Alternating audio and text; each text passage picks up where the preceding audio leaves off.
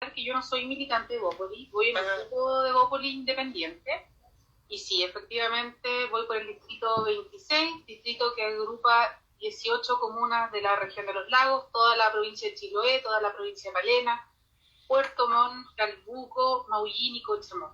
Un distrito bastante extenso y bastante difícil de abordarlo geográficamente. Me imagino. Así es. Bueno, soy abogada, tal como tú lo señalaste. Inicié mis estudios en la Universidad Austral, en Valdivia. Terminé mis estudios en Puerto Montt. Cuento con postítulos en el área de derechos humanos, litigación oral penal. Actualmente estoy cursando un postítulo en el área de derecho constitucional para refrescar algunos conocimientos.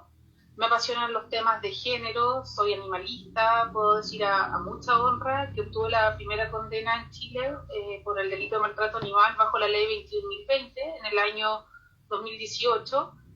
Y aquí estamos en este desafío, un lindo desafío que ha tenido cosas muy gratas, poder recorrer el distrito, conversar con la gente, conocer, levantar sus impresiones y sobre todo escuchar las voces y lograr lo que nosotros todos queremos en el fondo. Un Chile mucho más democrático, más inclusivo, aunque suena un tanto cliché, pero finalmente es lo que todos queremos. Así que muchas gracias por el espacio. Al contrario, Alejandra, bienvenida. Y Fernando Arce, vamos a tener una noche muy legal, o una tarde muy legal, como sabes, abogado, constitucionalista, académico de la Universidad de Chile, que va en la lista de Apruebo Dignidad en un cupo de Revolución Democrática, pero Fernando Arce es el presidente de Fuerza Común, que es un movimiento que forma parte del Frente Amplio, pero que aún no es partido político. Bienvenido, Fernando, mucho gusto verte y de saludarte de nuevo. Hola, Felipe, el gusto, por cierto, es mío, estar conversando contigo aquí y en la Radio Universidad de Chile. Y por cierto, un gusto también estar conversando con Alejandra. En el despoblado Distrito 10, se me olvidó decirlo, ese que no tiene casi ningún candidato. Son como 76, ¿no? San Joaquín, La Granja, Macul, Ñuñoa, Providencia, Santiago. Y claro, como 80 candidatos, sí. Sí, vamos a ver si encontramos los nombres ahí en ese listado.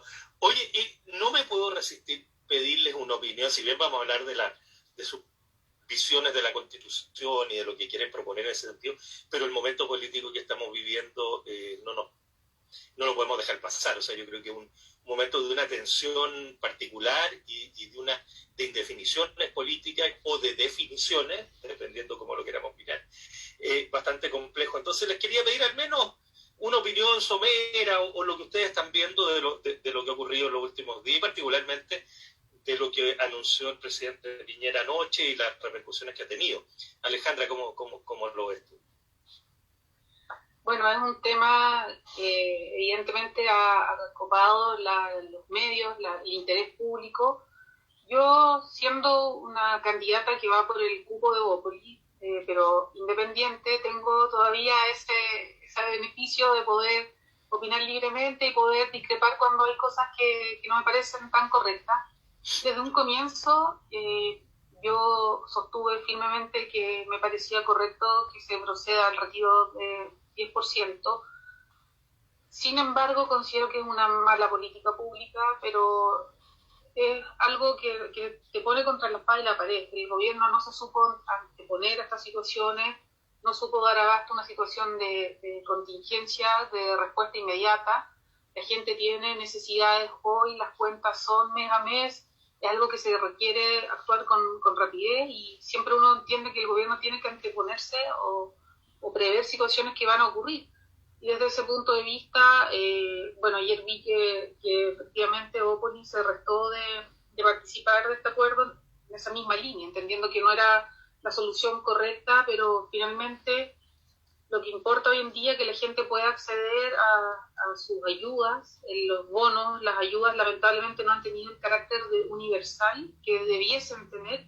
Y en ese sentido lo que hoy me interesa a mí, yo creo, y a la mayoría de las personas es que se pueda tener las ayudas pronto. ¿Y tú, Fernando, cómo ves el proceso que se está viviendo en este minuto? Yo estoy sorprendido de la situación en la cual estamos, a pesar de que uno no debería estar sorprendido ya. Yo creo que el gobierno se ha puesto en una posición que es completamente insostenible. Primero insistió en llevar al Tribunal Constitucional este proyecto, lo cual, bueno, la reacción de sus propios partidarios hace que uno esté más o menos eximido de decir que no es una buena idea, ¿no? Pero, o sea, yo creo que era algo increíble. Desde todo punto de vista, llevarlo al Tribunal Constitucional, o sea, permíteme un paréntesis, un Tribunal Constitucional que tiene investigaciones en la Fiscalía, sumarios internos por acoso, abuso laboral, acusaciones de allanamientos de oficinas de ministros ilegales, o sea, un tribunal que ya estaba, perdóname que lo diga así, dando jugo, le llevan esta cuestión que es la más grande y la más importante del momento solamente porque el gobierno no se atrevía a aparecer, el gobierno vetando, ¿no? O sea, arriesgaba al Tribunal Constitucional, el gobierno se mostraba como lo ha sido, creo yo, indiferente al costo social de la pandemia y después de haberlo llevado al Tribunal Constitucional, protestando que era un proyecto, que la idea de retirar fondos provisionales es contra la Constitución. Ojo, no solo por la iniciativa exclusiva, ¿no? El gobierno fue al Tribunal Constitucional alegando 6 razones independientes de inconstitucionalidad. Y el domingo en la noche, cuando el proyecto ya está aprobado, al punto de que solo falta para que se convierta en ley, la promulgación del presidente, que el presidente podría haberla hecho hoy día a las 8:30 de la mañana, de modo que a las 9 el proyecto hubiera estado ya convertido en ley.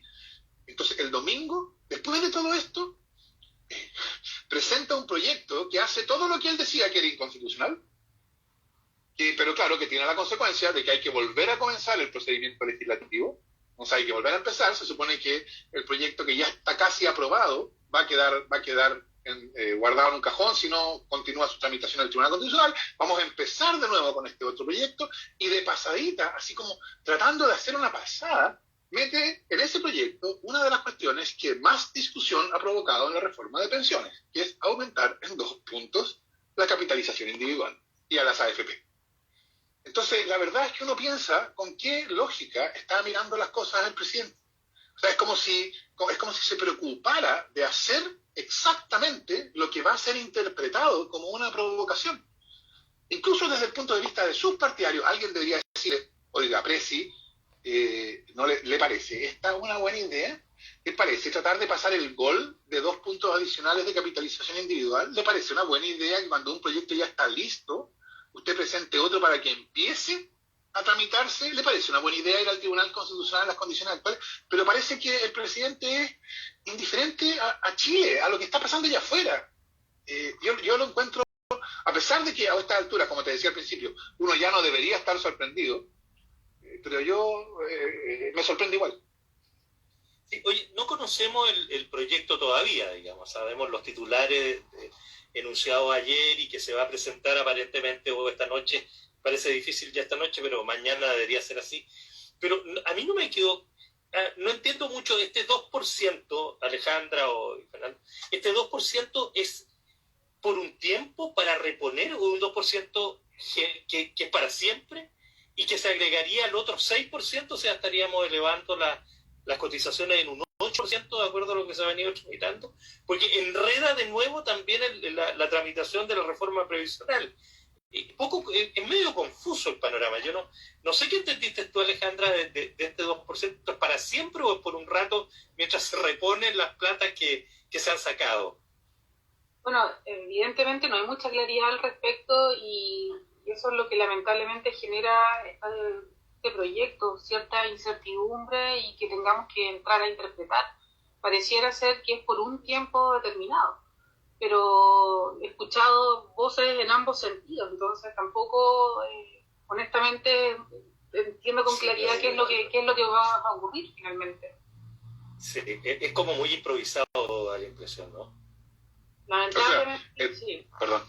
No, Fernando. No, bueno, el presidente dijo, tenemos un mecanismo de restitución, de recuperación de sus ahorros a través de 2 aportes, de 1% adicional al ahorro de cada trabajador, de cargo del empleador, y segundo, otro aporte adicional y complementario de 1% que será financiado por el Estado. De esta forma, el aporte total al ahorro previsional de los trabajadores se va a incrementar de 10 a 12 puntos, es decir, un 20%. Claro, sería bueno saber, pero no lo dijo. Entonces,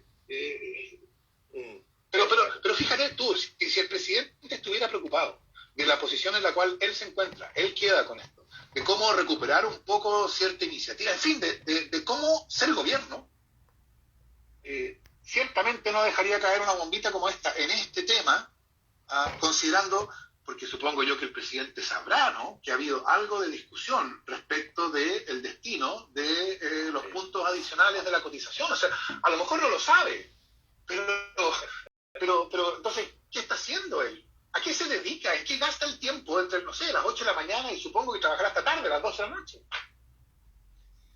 Está difícil. Oye, bueno, vamos al tema que nos convoca, menos que Alejandra, ¿quisieras agregar algo en este punto en particular? Vamos a lo que nos convoca de plano. Vamos a lo que nos convoca de plano, que es nuestra Asamblea Constitucional, es decir, Convención Constitucional.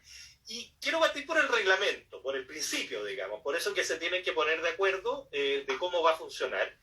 Y ahí hay dos puntos que son particularmente complejos. Uno, Fernando Hacha lo ha planteado más de una oportunidad, la revisión incluso de los 2/3 para ver si hay otro mecanismo de búsqueda de acuerdo. Y por otro lado, ¿qué mecanismos ven de participación ciudadana, que es una demanda que se escucha mucho y que particularmente algunos sectores señalan? Esto existe porque la gente se movilizó y porque lo exigió, y por lo tanto deberían haber algún tipo de mecanismo que reconozca aquello y que den vías de participación o de inclusión ciudadana, al menos en este proceso.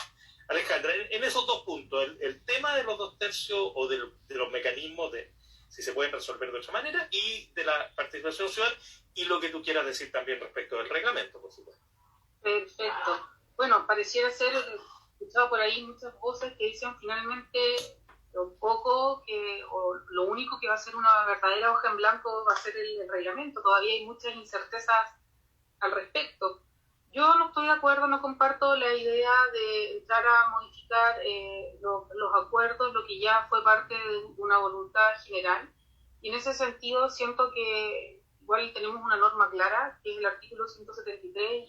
No soy de la idea por ningún motivo de entrar a alterar las reglas del juego. Tienen que ser claras y debemos regirnos por ello.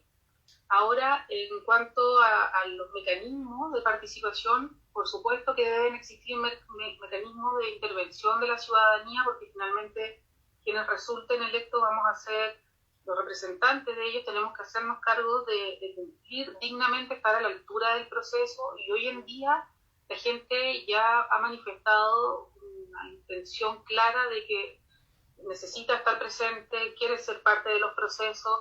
Y claro, ahí ahora en la forma tenemos que ver cuál sería correcta para llevar a cabo la intervención de la gente. Y aquí anoté algo que escuché en un debate que me pareció muy interesante sobre las asambleas ciudadanas deliberativas, que se han ocupado mucho en Europa, sobre todo en Inglaterra, a propósito del Brexit.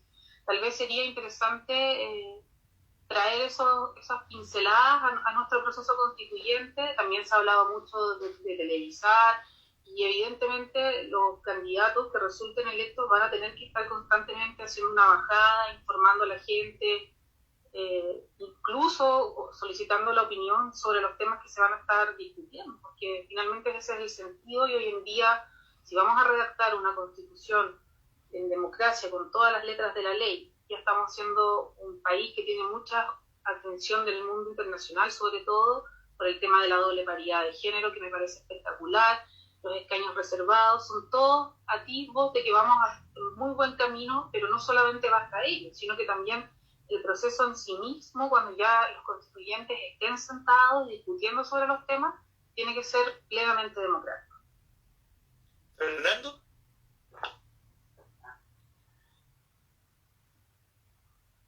¿Estás sin micrófono, parece, o algo pasa?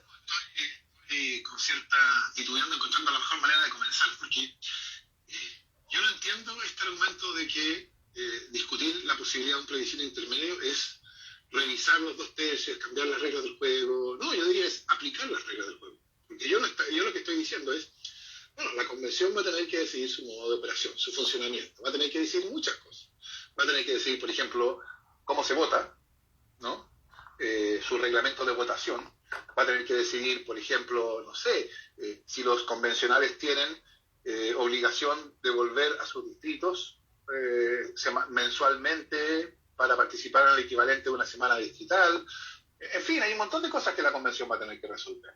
La regla constitucional dice que la Convención decide las normas de la nueva Constitución y el reglamento de votación por 2/3, y que ese quórum de 2/3 no puede ser modificado por la propia Convención. O sea, si quisiera modificarse, que no es el punto que yo estoy comentando, si quisiera modificarse tendría que haber una reforma constitucional hecha por el Congreso. Si el Congreso la hace, así como modificó también la composición en términos de escaños reservados y también como modificó la fecha del plebiscito, todo eso se modificó y no fue saltarse las reglas, fue aplicación de las reglas. Entonces, ¿la Convención podría decidir cambiar el quórum sola, unilateralmente? No podría decidir, está bien. Podría decidir, por ejemplo, preocupada por el problema de que hoy día hay sospecha en la población respecto de formas de participación, porque normalmente lo que se pide, lo que sale en las conversaciones, no es participación incidente o participación que no sea cosmética. ¿Por qué? Porque lo que hay detrás es una sospecha de que la participación no es de verdad.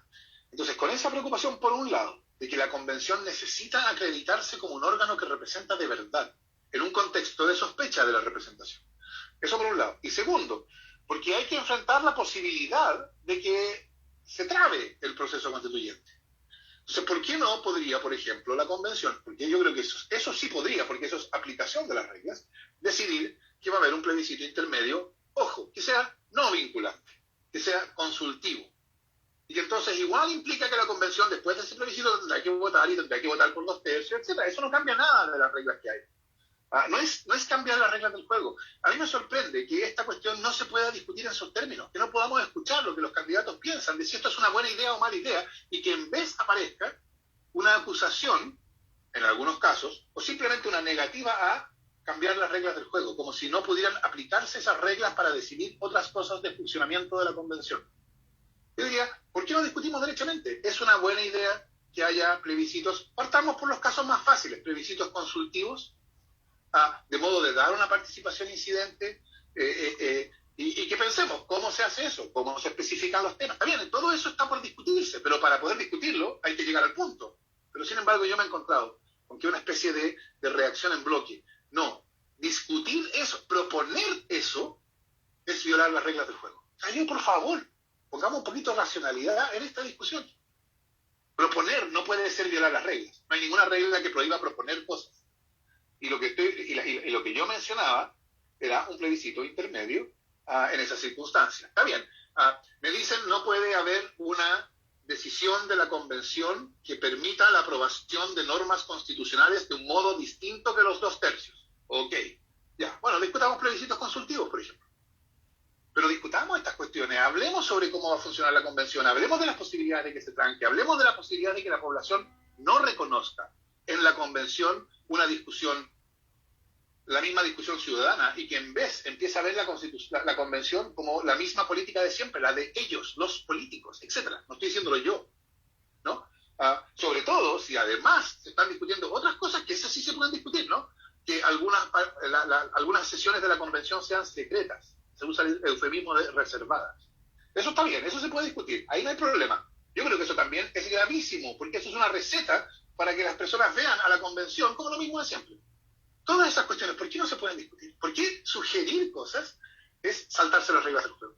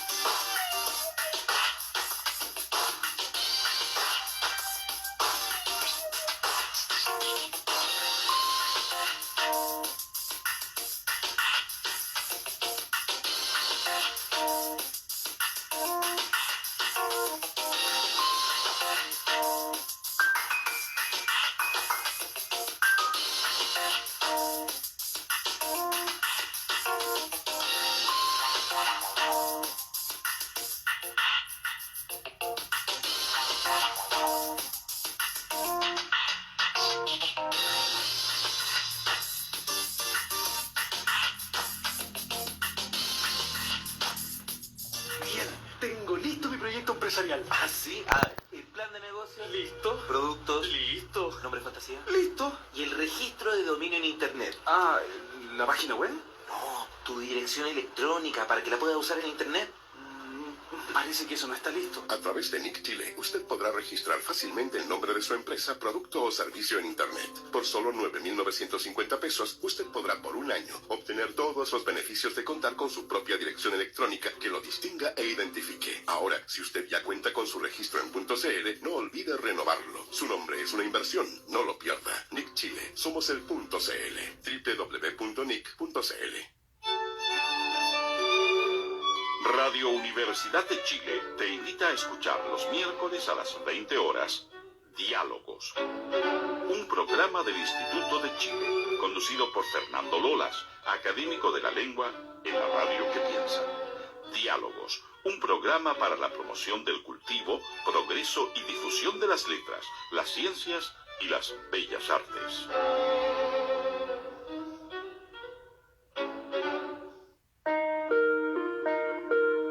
Año y medio del estallido social, la Universidad de Chile invita al conversatorio Trauma por violencia de Estado, rehabilitación física, psicológica y social. Martes 27 de abril de 2021, desde las 10:30 horas y a través del canal de YouTube Universidad de Chile y Facebook Live de la Radio Universidad de Chile. Se reúnen las voces de especialistas y beneficiarios para dialogar con perspectiva de derechos humanos. Participan Facultad de Odontología, Departamento de Tecnología Médica, Departamento de Terapia Ocupacional y Ciencia de la Ocupación, Hospital Clínico Universidad de Chile. Colaboran la Vicerrectoría de Extensión y Comunicaciones de la Universidad de Chile y el Centro de Informática Médica y Telemedicina.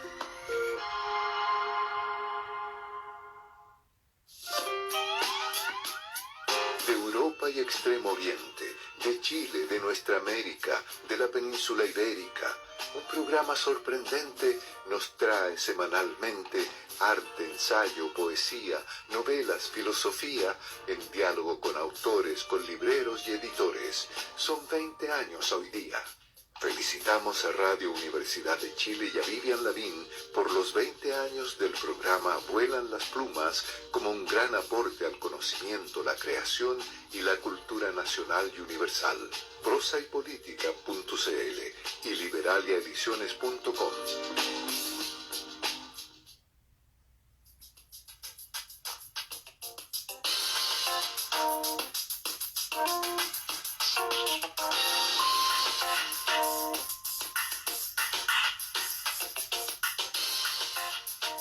Estamos ya de vuelta en Política en Vivo. Estamos conversando con Alejandra Westermayer, que es candidata en Distrito 26 en Puerto Montt, Chiloé y buena parte de esta maravillosa zona de nuestro país, y con Fernando Arce, también abogado, que es candidato en el Distrito 10.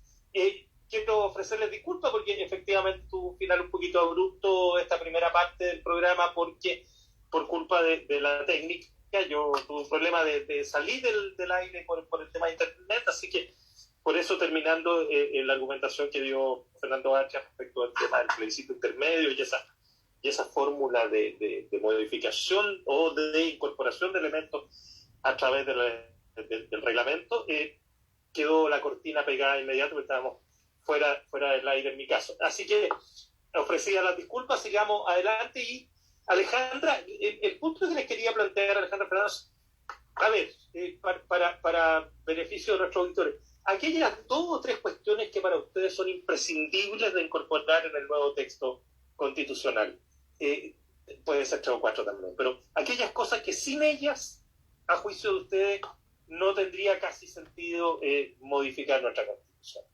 Alejandra Westermayer, por favor. Muchas gracias, Felipe. Bueno, principalmente lo que a mí me motiva mucho, me apasiona, es el tema de género, tal como te conté al momento de presentarme, y en ese sentido me gustaría que nuestra Constitución sea una Constitución redactada con ese enfoque o perspectiva de género. En términos muy simples, hoy en día en nuestro catálogo de derechos fundamentales nosotros tenemos en el artículo 19, número 2, una igualdad ante la ley entre hombres y mujeres. Pero lamentablemente esa igualdad pareciera ser que en muchas conductas triviales, en muchas áreas del derecho, sigue siendo una linda expresión, pero vemos que ello no ocurre así.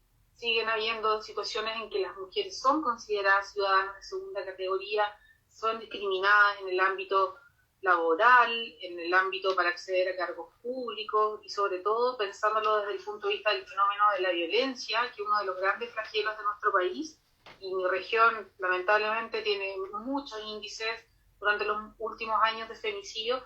Creo que es el momento oportuno de elevar a rango constitucional igual la violencia de género.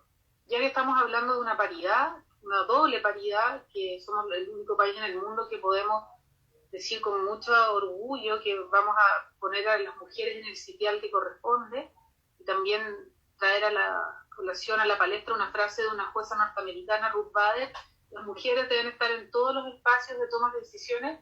Es precisamente en virtud de ello que creo que hoy en día es esencial y de primera necesidad elevar a las mujeres en el lugar que corresponde. Y aquí no se trata de establecer una superioridad de un sexo por el otro, o entender una situación en que las mujeres odian a los hombres, como muchas personas erradamente pueden creer, uno cae en extremos, sino simplemente es hacernos cargo de esa igualdad que en la práctica no corresponde. Eso en primer lugar me gustaría que nuestra nueva Constitución consagre. En segundo lugar, pienso que es muy relevante también considerar al agua como un bien nacional de uso público a nivel constitucional, y también darle un sitial como un derecho humano autónomo. Hoy en día vemos la situación que ocurre en diversas regiones de nuestro país, sobre todo en las regiones más extremas, donde la escasez hídrica es un tremendo problema. Muchas personas argumentan, sí, nosotros tenemos un código de agua, la situación en términos generales se regula bien, pero un código de agua que es del año 50, y hemos visto durante años que el agua ha estado monopolizada por 4 o 5 familias grandes, y no puede ser que la gente no tenga acceso a este vital elemento. Entonces, elevarlo a rango constitucional y establecerlo como un derecho autónomo y darle el uso prioritario que sea el consumo humano. Eso en segundo lugar. Me dijiste 3, 4, creo. Las que te parezcan profundamente. Bueno, podemos estar acá mucho rato, pero... No, pero es pensar 3, 4. Claro, y bueno, lo otro, como soy una mujer nacida y criada en la hermosa región de los lagos, no soy una candidata que esté haciendo turismo político, electoral, como se llama, sino que efectivamente represento a mi región, a la gente que me ha visto crecer acá, desarrollarme laboral, profesionalmente, y en ese sentido creo que es sumamente importante que la nueva Constitución se haga cargo de una efectiva descentralización. Mira, sabemos que Chile es el país más centralizado de Latinoamérica, y hoy en día el fenómeno tal como se encuentra concebido desde sus orígenes, desde la época del 70, ya no resiste más. Las regiones, sobre todo las provincias más recónditas de nuestra región y el extremo sur y norte, han visto cómo la centralización ha mermado muchas áreas. Esto no es finalmente un fenómeno que impacta en solo un área de la vida, sino que finalmente impacta en la salud, en la educación, en temas de impuestos, en temas de salud, incluso en conductas muy, muy simples. Y eso es un tema sumamente relevante. Y por otro lado hay que considerar que de los 155 constituyentes que resulten electos, 108 van a ser de regiones. Por ende, contamos con más del 2/3 para poder dar una discusión como corresponde, fecunda en la materia. Claro, ya tenemos una ley, y ahora paralelamente a la elección de los constituyentes vamos a elegir por primera vez a los gobernadores regionales, pero aún así siento que hay situaciones que no van a quedar bien zanjadas, porque claro, tenemos una ley que elige por primera vez esta autoridad, pero vamos a contar con el delegado presidencial, que va a seguir siendo una autoridad designada, y ahí se generan ciertos desajustes. Por ello creo que es el momento de hablar de una efectiva descentralización con todas las letras de la ley, con una equitativa administración o distribución más bien de los recursos, de los impuestos, y también cuando hablo de una descentralización lo llevo de la mano con una modernización del Estado, y una modernización entendiéndolo en el sentido de repensar y discutir las altas remuneraciones que muchos funcionarios del Estado, funcionarios del gobierno reciben, que no se justifica hoy en día replantear el estatuto administrativo y muchas cosas dentro de los servicios públicos. Yo he tenido el honor, lo digo con honor porque me gusta el servicio público, de trabajar en 2 servicios públicos,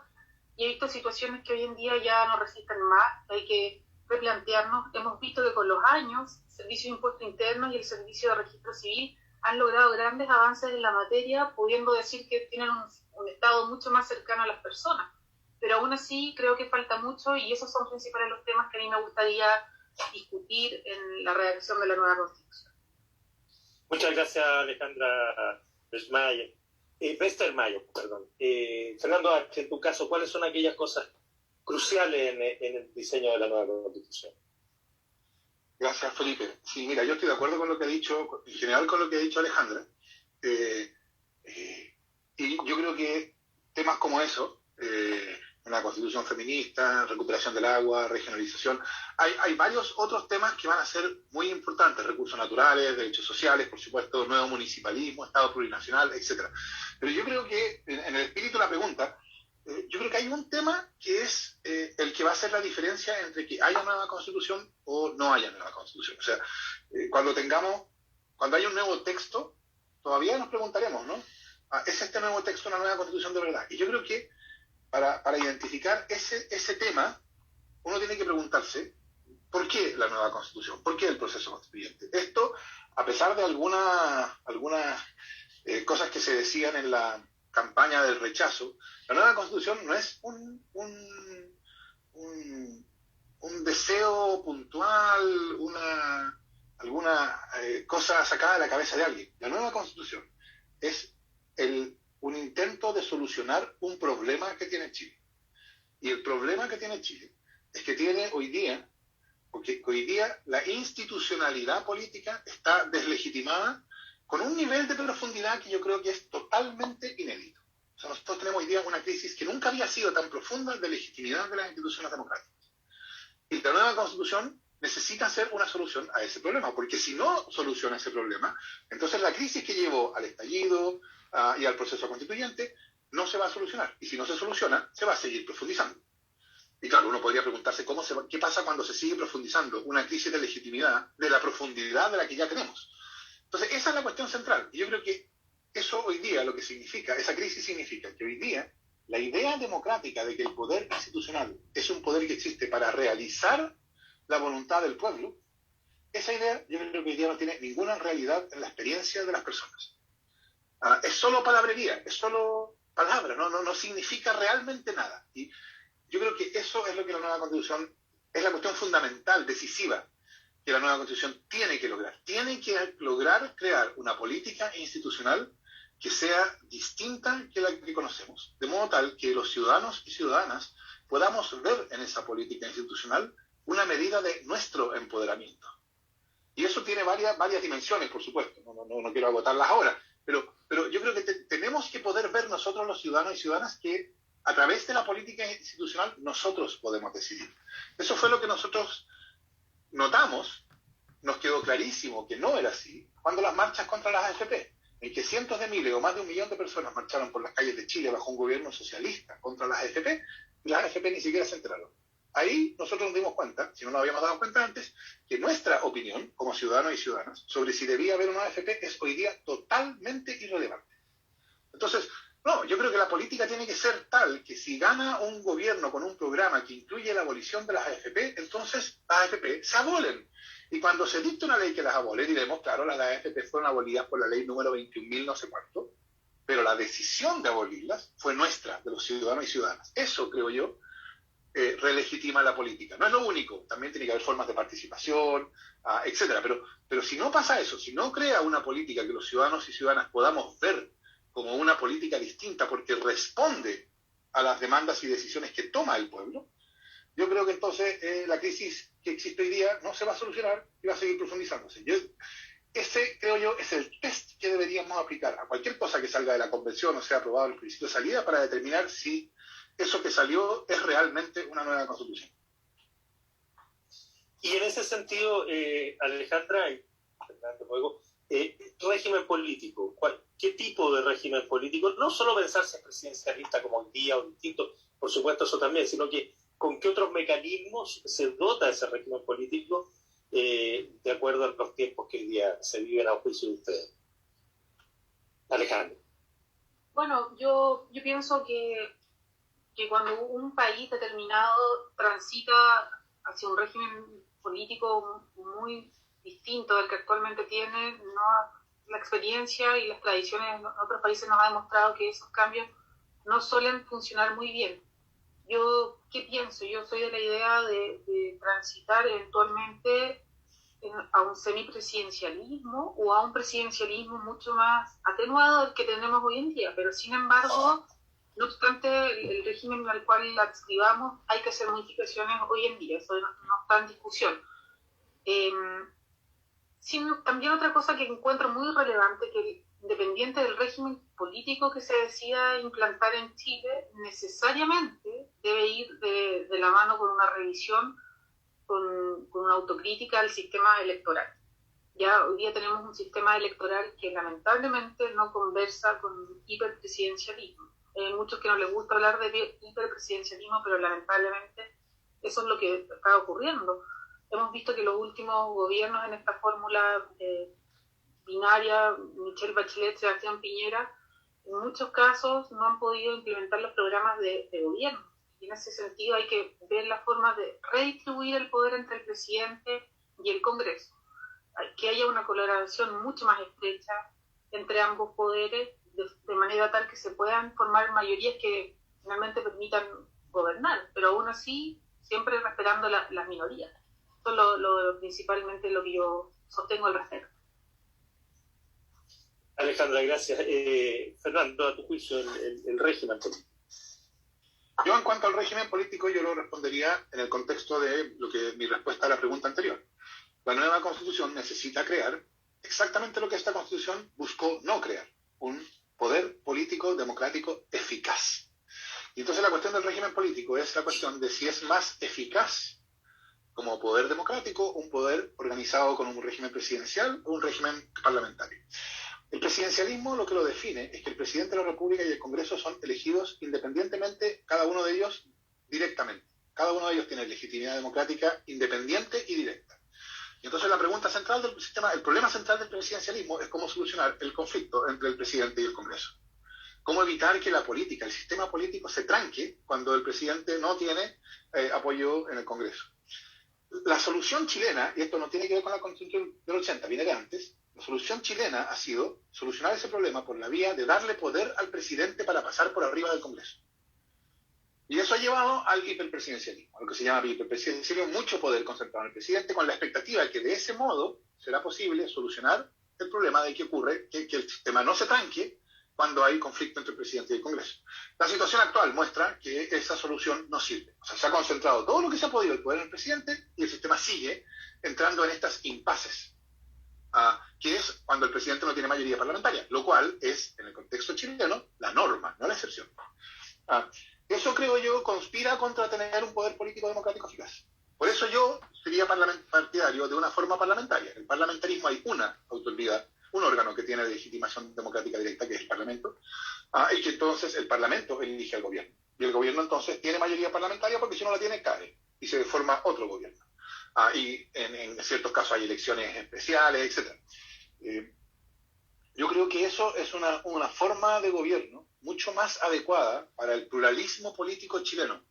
Yo creo que la idea de que con el sistema electoral, o sea, haciendo ajustes con el sistema electoral, se puede solucionar el problema de la diversidad política chilena, el pluripartidismo que le llaman, yo creo que eso ya está demostrado que no es así. Hubo 25 años de sistema binominal con la expectativa de generar un bipartidismo, y no sé, habían pasado 3 días de que se cambió el sistema binominal y ya habían aparecido todos los partidos de siempre. El mismo pluripartidismo. Entonces, hay que buscar un régimen que sea adecuado para el pluripartidismo chileno. Y yo creo que para eso, el parlamentarismo, un régimen parlamentario es mucho más adecuado que un régimen presidencial. Ahora, lo probable, o sea, yo he escuchado a mucha gente que, claro, no se atreve o cree que es demasiado audaz llegar hasta el parlamentarismo por la tradición chilena, etc.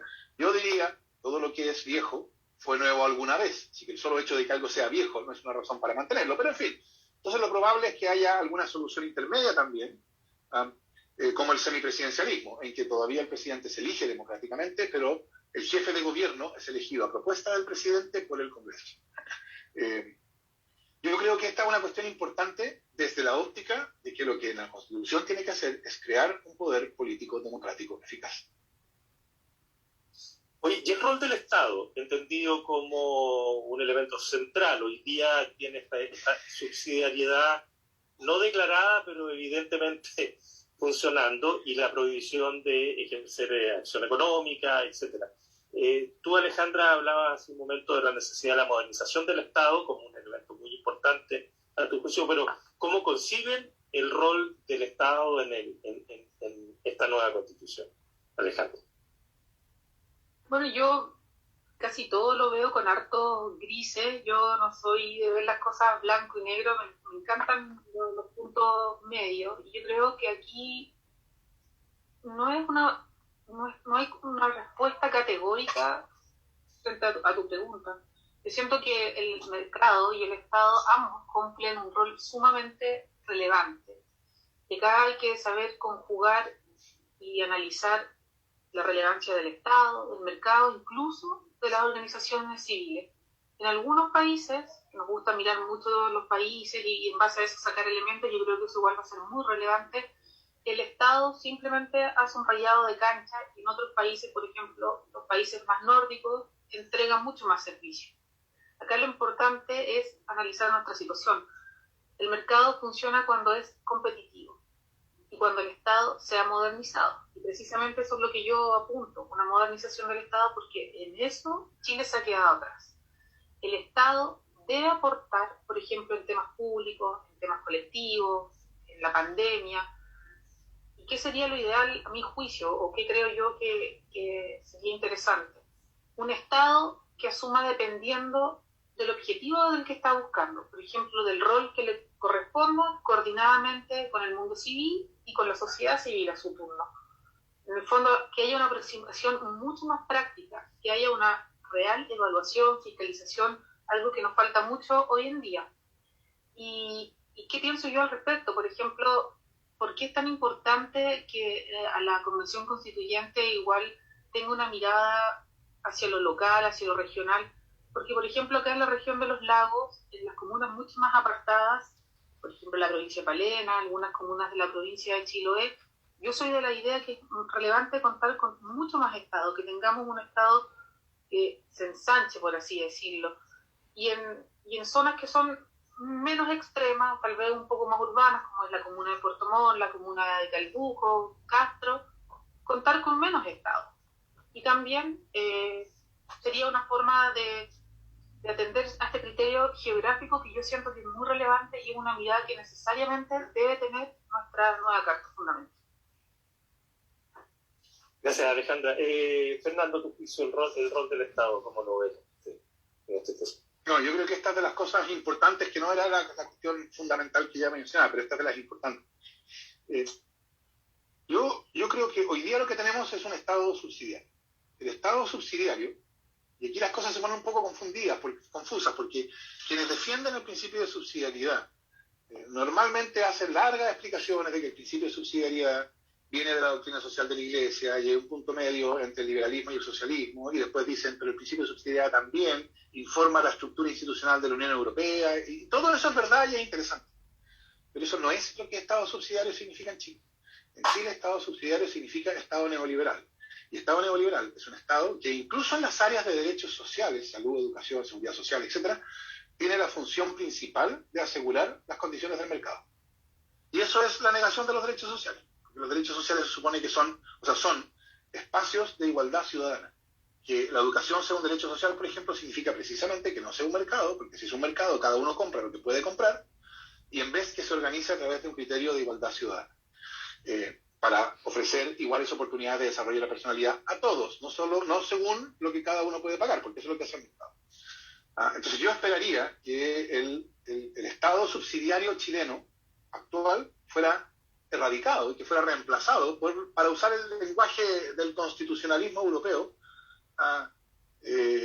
un Estado social y democrático de derecho, que es un Estado que asume la función de realizar derechos sociales. Y una manera de notar la diferencia es recurriendo a una idea que estaba contenida en la Constitución del 25, después de 1970, que se tomó del artículo 3 de la Constitución italiana, que dice que es deber del Estado remover los obstáculos que de hecho impiden la libertad y igualdad de todas las personas.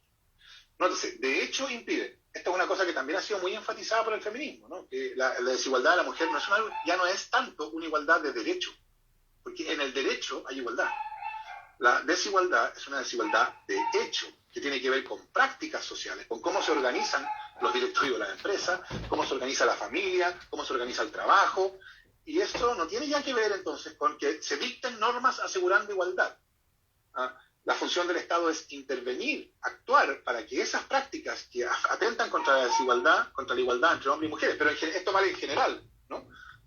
Entonces, que crean obstáculos para la libertad e igualdad de todos, que el deber del Estado sea actuar para enfrentar y remover esos obstáculos. Eso es un Estado social, y eso es lo que el Estado subsidiario no hace. Yo creo que esa es una de las cuestiones centrales de la nueva Constitución. Estimada Alejandra, estimado Fernando, estamos ya llegando a los últimos minutos de este programa y la idea es que los ocupen como ustedes quieran, digamos, unos 2 minutos y medio para cada uno, para enfatizar lo que ustedes quieran, para, en fin, del tema que se les ocurra, no necesariamente constitucional, me imagino que van a usarlo en el tema constitucional, pero si quisieran hablar de otra cosa, de fútbol incluido, da lo mismo, lo que a ustedes les parezca necesario y que les interese contar en este momento. Alejandra, por favor. Muchas gracias. Bueno, a mí sí me gustaría hablar, evidentemente, sobre el proceso constituyente, que es lo que nos convoca hoy en día. Yo he podido apreciar el despliegue por el terreno, y yo creo que Fernando también lo ha podido apreciar, del enorme desconocimiento que existe en torno a esta elección tan relevante. Me ha tocado en muchos lugares que la gente no sabe qué es lo que hay que hacer, quiénes son los constituyentes. Bueno, en el distrito por el cual yo voy somos 34 candidatos.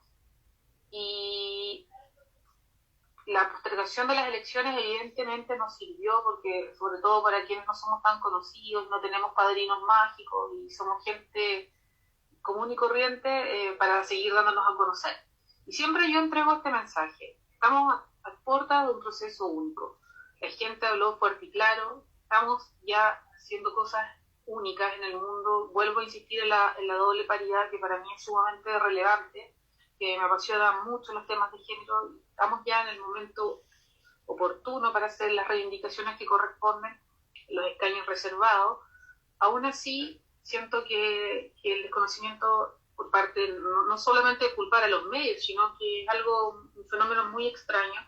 Pero siempre entrego este mensaje a la gente: cuando un diputado, un alcalde, un concejal, un senador, etcétera, no dio en el ancho, yo tengo el sartén por el mango, y si ellos pretenden ir a la reelección, yo tengo la soberana decisión de volver a darles el voto o no darles el voto y elegir por otra alternativa. Pero aquí esto es algo único, algo que se costó, que se luchó y se consiguió, y probablemente no vamos a tener un proceso constituyente tan pronto, tan a la vuelta de la esquina. Así que es importante que la gente se sume, que conozca quiénes son los candidatos, que cuando estemos en la calle o cuando les entreguemos un papelito, la gente se interiorice, se informe. He visto que la Convención Constituyente ha tenido muy poco contenido. Acá en el sur es muy difícil hacer campaña, las condiciones, la lluvia muchas veces te dificulta. Imagínense andar con una mascarilla, con una parca y acercarse a la gente: hola, yo soy candidato a la constituyente. No es tan simple. Nuestra geografía es muy abrupta, pero simplemente de entregar ese mensaje. Y es un proceso tan relevante en el que ojalá de corazón estén todas las voces, todas las miradas, y que todos rememos adelante. Acá hay legítimas diferencias. Con Fernando podemos tener legítimas diferencias, pero lo importante, podemos sacar conclusiones que a pesar de ello somos capaces de sentarnos a dialogar, que podemos ir generando puntos de encuentro y consenso, y que es sumamente relevante dialogar desde el sentido común, de acuerdo con los tiempos actuales, y no desde las ideologías. Y si logramos y entendemos perfectamente eso, probablemente el resultado final va a ser el óptimo, y podremos decir definitivamente que en Chile existe la paz social. Muchas gracias. Gracias, Alejandra. Fernando Atria, también un par de minutos con lo que quieras plantear. Sí, gracias, Felipe. Mira, yo creo que vale la pena mirar para atrás, ¿no? Yo creo que el 18 de octubre del 2019 lo que hubo fue, o sea, el 18 de octubre, los días que siguieron, hubo un estallido de esperanza, creo yo. Porque la esperanza es la idea de que a través de la acción política podemos hacer que Chile sea distinto. Yo creo que esa idea de que a través de la acción política podemos cambiar a este país, que las cosas no tienen por qué seguir siendo como son, había desaparecido de la política previa al 18 de octubre. Por eso la gente se había ido progresivamente marginando de la política y aumentaba la abstención, etc. Pero eso volvió el 18 de octubre. Y fue en aumento, ¿no? O sea, antes de que se desatara la pandemia, en marzo del 2020, el nivel de discusión pública, de discusión que había en las plazas, en los cabildos, en asambleas, en sindicatos, en centros de estudiantes, en juntas de vecinos, en todas partes, era un nivel que no habíamos visto nunca antes. Después eso como que se apagó, se fue sofocado por la cuarentena, por las medidas de restricción de la pandemia, etcétera, y volvió a resurgir con el plebiscito primero y después con la campaña para la convención, y la campaña se tuvo que suspender. Entonces ha sido un proceso que ha estado bastante atravesado por todas estas otras cosas que han como conspirado en contra de lo que uno habría esperado que hubiera ocurrido, que hubiera sido una especie de aumentos persistentes de la intensidad de la discusión pública al respecto, de la discusión ciudadana al respecto. Ahora, y eso entonces hace que la elección del 15 y 16 tenga como un dato central, lo del cual habrá que esperar entonces para ver qué va a pasar, cuál va a ser la participación. Y yo creo que es muy importante que la participación sea alta. Entonces espero yo que la campaña que se va a reanudar este jueves, entonces que va a tener poco menos de 2 semanas, 2 semanas y un poco más, para por así decirlo, volver a reponer la importancia de este tema, que nos tiene que importar la salud de las personas, pero también nos tiene que importar la salud de la democracia.